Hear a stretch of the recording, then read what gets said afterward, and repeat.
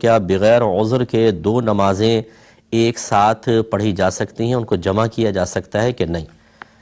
دیکھیں، دو جمع صلاتین جو ہیں یہ اس کی دو صورتیں ہوتی ہیں، ایک حقیقی اور ایک صوری۔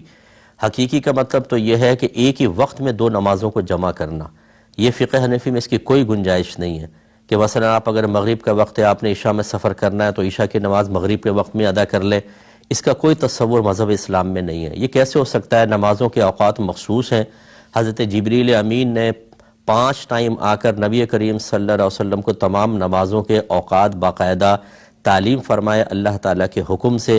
اب وہ کیسے آپ اس کے اندر وقت تبدیل کر سکتے ہیں؟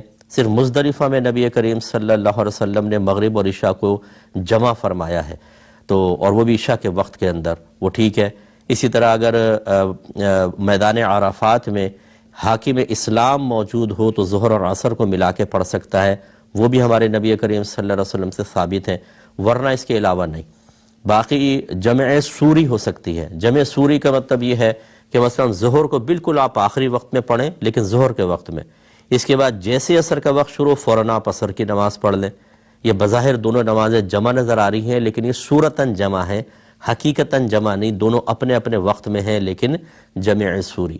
تو فقہ حنفی سے تعلق رکھنے والے ہرگز ایک ہی وقت میں دو نمازوں کو جمع نہ کریں، چاہے کوئی شرعی عذر ہو۔ اگر ایسا ہو تو پھر ساری نمازیں کیوں نہیں جمع کر لیتے؟ کر لیں پھر دو ایسی سردی ہے تو پھر مغرب میں عشاء پڑھ کے سو جاؤ اور عشاء کے ساتھ فجر کو جمع کر لو تاکہ فجر میں نہ اٹھنا پڑے۔